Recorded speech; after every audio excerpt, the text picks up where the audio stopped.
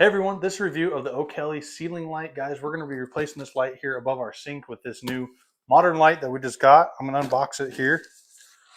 So pulling it out, it is a pretty compact light. It does have the LED light here.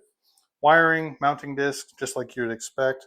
Also looking in the box here, we have an Allen wrench and a set screw and the necessary mounting hardware. So you have your wire nuts and the screws that go onto your mounting disc. So I'm going to work here and get it installed above my sink, and let's see how it looks when we're done.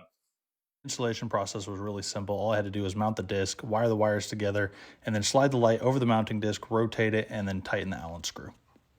All right, guys, as you can see, I have the light installed here above my sink, and I'm loving how it looks. It does have that modern feel to it. It is bright. It's about 1800 lumen.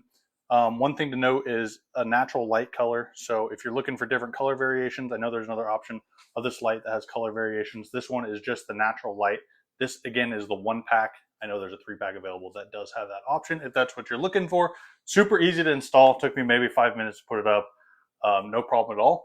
And I think it looks great. So hopefully you found this video useful and informative. Thanks for watching.